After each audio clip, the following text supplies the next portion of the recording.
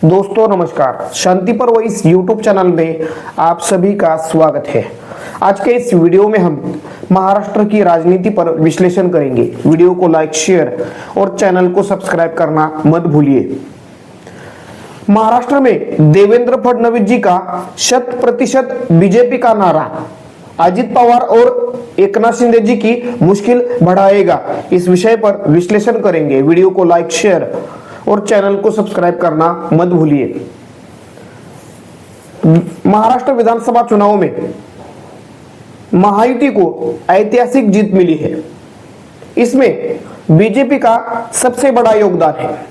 BJP ने कुल 132 सीटें जीती है। यानी एक तरीके से अगर 10-15 विधायक अन्य दलों से बीजेपी तोड़े तो बीजेपी अपनी बहुमत की सरकार खुद बना सकती है, लेकिन बीजेपी ने ऐसा नहीं किया। अजित पवार और एकनाथ शिंदे जी को साथ लेकर बीजेपी ने महाराष्ट्र में सरकार बनाई है, लेकिन महाराष्ट्र में सरकार महायुति की होने के बावजूद भी असल में यह सरकार बीजेपी की यानी देवेंद्र फडणवीस जी की है।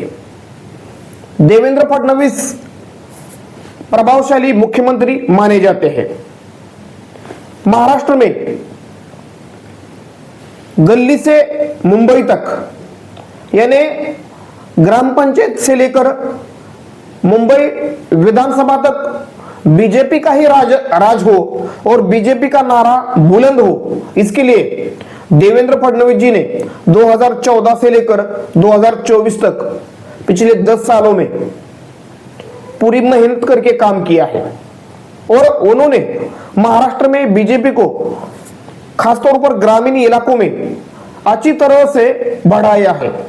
ग्रामीण इलाकों में बीजेपी को मजबूत किया है, बीजेपी के जनाधार में बढ़ोतरी की है। यानी एक तरीके से देवेंद्र फडणवीस इस वक्त महाराष्ट्र बीजेपी का चेहरा है।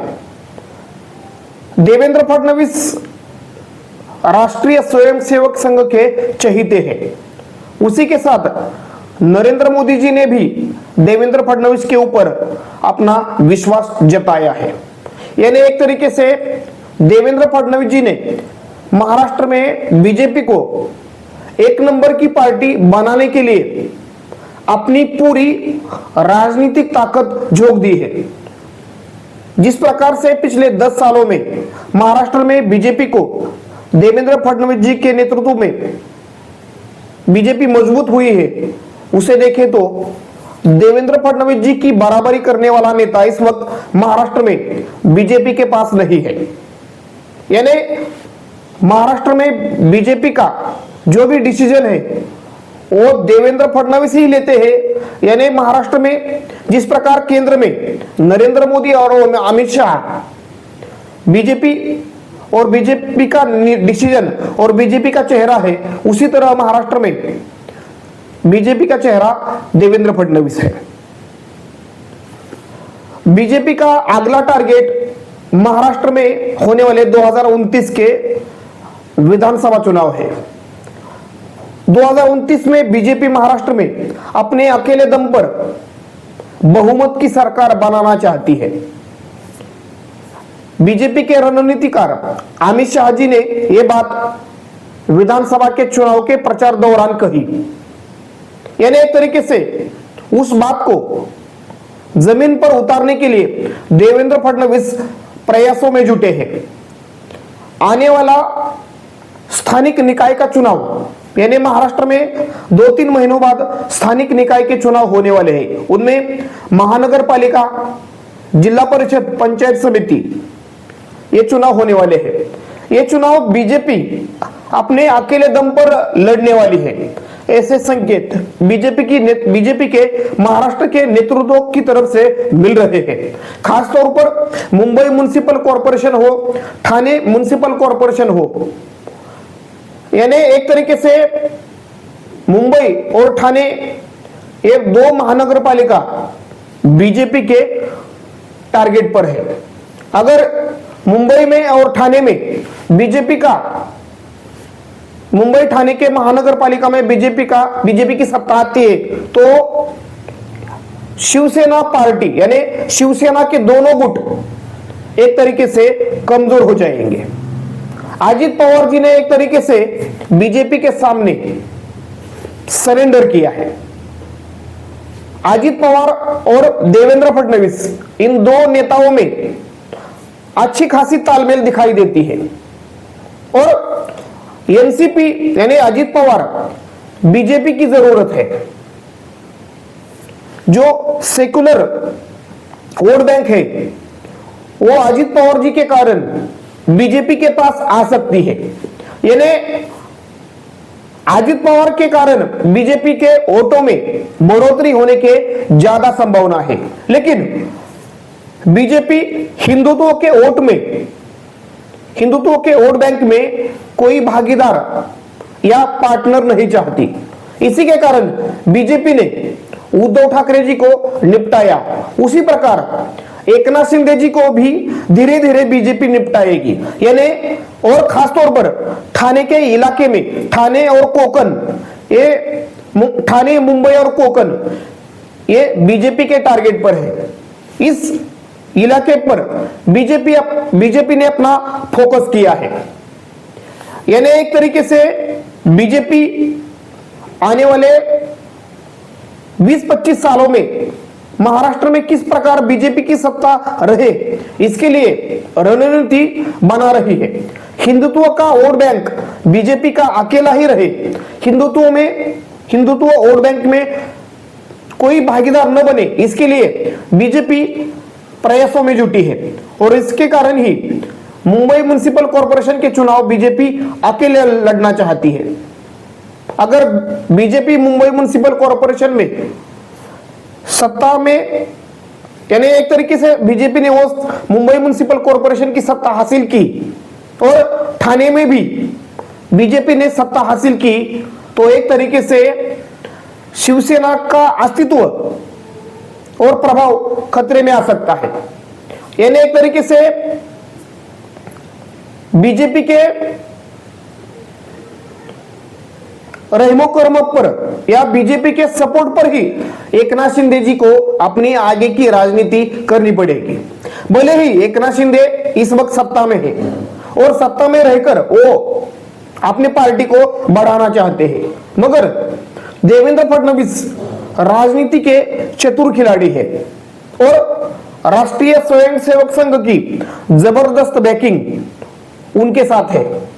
यानी बीजेपी का संगठन राष्ट्रीय स्वयंसेवक संघ की साथ और धनबल, सत्ता का बल, इनके कारण बीजेपी और बीजेपी का केडर उत्साहित है और किसी भी हालत में स्थानिक निकाय के चुनाव बीजेपी पूरे महाराष्ट्र में अपने अकेले दम पर लड़ना चाहती है।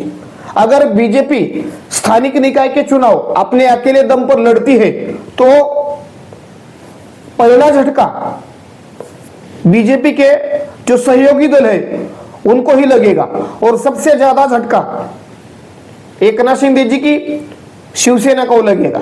यानी मुंबई, ठाणे और कोकण के इलाके में पहला तगड़ा झटका शिवसेना को लगेगा। यानी एक तरीके से 100% बीजेपी को आगे बढ़ाने के लिए और 2029 में बीजेपी की सरकार पूरे बहुमत से महाराष्ट्र में बनाने के लिए देवेंद्र फडणवीस रणनीति बना रहे हैं। एकनाथ शिंदे जी और अजित पवार जी को सत्ता में बने रहना इन दो नेताओं की और इन दो नेताओं की पार्टी की जरूरत है। अगर ये दोनों नेता इस वक्त बीजेपी के साथ सत्ता में नहीं रहते तो बीजेपी इनको पूरी तरह से निपटा देती।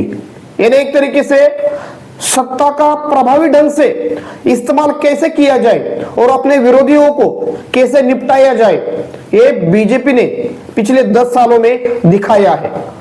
जिन दलों ने बीजेपी के साथ गठबंधन किया उन दलों को बीजेपी ने एक तरीके से उनका प्रभाव कम किया या उन पार्टियों को खत्म किया।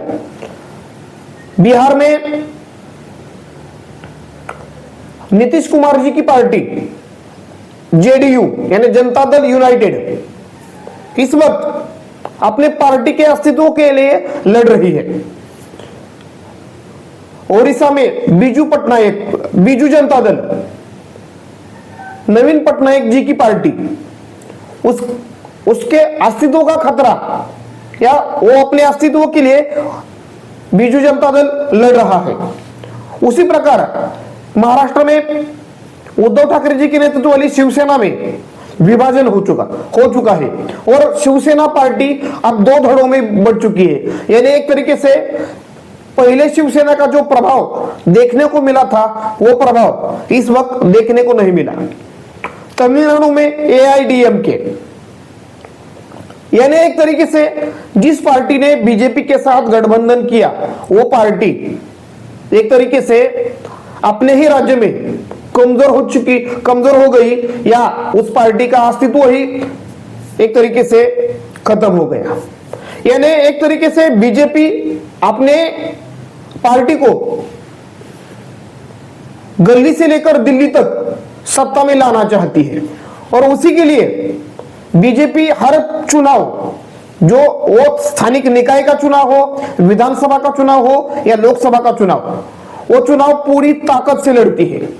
जिस प्रकार हैदराबाद म्युनिसिपल कॉर्पोरेशन के चुनाव में नरेंद्र मोदी जी, अमित शाह जी और बीजेपी के कद्दावर नेताओं ने प्रचार किया और अपनी पूरी ताकत लगाई, उसी प्रकार मुंबई म्युनिसिपल कॉर्पोरेशन के चुनाव में और महाराष्ट्र के अलग अलग म्युनिसिपल कॉर्पोरेशन के चुनाव में बीजेपी के कद्दावर नेता, बड़े बड़े नेता चुनाव मैदान में उतरेंगे। राष्ट्रीय स्वयंसेवक संघ की जबरदस्त मदद या बैकिंग बीजेपी को महाराष्ट्र में मिलेगी। इस बलबूते यानी सत्ता बल, धन बल और कार्यकर्ताओं की ताकत, संगठन की ताकत, इसके भरोसे महाराष्ट्र में बीजेपी 100% बीजेपी यानी हर जिले में, हर गांव में, यानी एक तरीके से हर गांव, हर जिला परिषद, हर नगर पालिका, हर महानगर पालिका में बीजेपी की सत्ता हो, इसके लिए बीजेपी महाराष्ट्र में प्रयास करेगी। और इस आंधी यानी बीजेपी के तूफान के सामने बाकी अन्य दलों को अपने अस्तित्व को आगे बढ़ाने के लिए बड़ा संघर्ष करना पड़ेगा। यानी इस वक्त विपक्ष एक तरीके से बैकफुट पर है और अजित पवार जी की एनसीपी और एकनाथ शिंदे जी की शिवसेना सत्ता में होकर भी बैकफुट पर है। जिस प्रकार से देवेंद्र फडणवीस जी ने एक महीने में ही इस सरकार के ऊपर और एडमिनिस्ट्रेशन के ऊपर जो कंट्रोल किया है और जिस प्रकार से वो डिसीजन ले रहे हैं, अगर उस निर्णय प्रक्रिया को देखें तो देवेंद्र फडणवीस जी के सामने बाकी अन्य नेता बौने नजर आते हैं और देवेंद्र फडणवीस का एडमिनिस्ट्रेटिव स्किल 2014 से लेकर 2019 तक पूरे महाराष्ट्र ने देखा है। यानी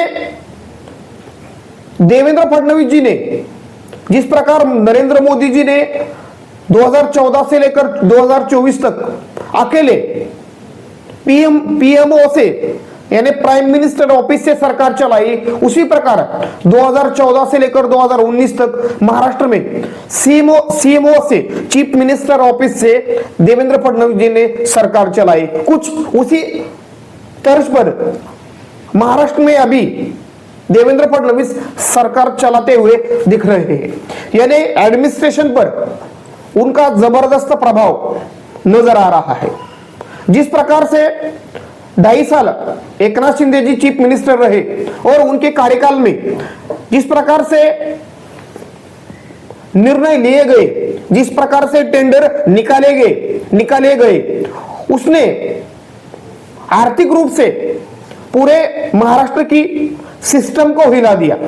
लेकिन देवेंद्र फडणवीस माप तोलकर निर्णय ले रहे हैं और हर डिसीजन लेते हुए भविष्य में इसके क्या परिणाम होंगे, इसका पूरा अनुमान लगाने के बाद ही वो डिसीजन ले रहे हैं। यानी एक तरीके से देवेंद्र फडणवीस के रूप में बीजेपी को एक ताकतवर नेता महाराष्ट्र में मिला है और देवेंद्र फडणवीस के बलबूते महाराष्ट्र में बीजेपी मध्य प्रदेश, गुजरात, राजस्थान, उत्तर प्रदेश, इन राज्यों में जिस प्रकार से बीजेपी का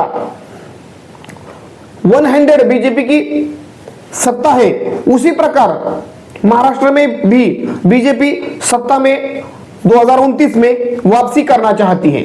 यानी बीजेपी अब किसी के सहारे महाराष्ट्र में आगे बढ़ना नहीं चाहती। अजित पवार और एकनाथ शिंदे इस वक्त बीजेपी के सहारे है। अगर बीजेपी अभी चाहे तो अपने दम पर सरकार बना सकती है, लेकिन इस वक्त केंद्र में गठबंधन की सरकार होने के कारण बीजेपी ने ऐसा कदम नहीं उठाया। अगर बीजेपी की केंद्र में फुल मेजॉरिटी की सरकार होती तो महाराष्ट्र में भी बीजेपी अपने दम पर ही सरकार बनाती और अजित पवार गुट के और एकनाथ शिंदे गुट के लगभग 10-12 विधायक जो बीजेपी ने उनको दिए हैं, वो बीजेपी के उम्मीदवार हैं, एक तरीके से वो चुन कर आए हैं, वो कभी भी बीजेपी के साथ आना चाहेंगे। यानी एक तरीके से अजित पवार जी के लिए और एकनाथ शिंदे जी के लिए देवेंद्र फडणवीस की रणनीति एक तरीके से खतरे की घंटी है और स्थानिक निकाय के चुनाव में ये देखने को मिलेगा। यानी 100% बीजेपी, यानी ग्राम पंचायत से लेकर मुंबई के विधान भवन तक केवल बीजेपी का राज हो, इसके लिए ही महाराष्ट्र में बीजेपी प्रयासों में जुटी है। इसके लिए ही देवेंद्र फडणवीस रणनीति बना रहे हैं और इसका एक तरीके से परिणाम हमें स्थानिक निकाय के चुनाव में देखने को मिलेगा।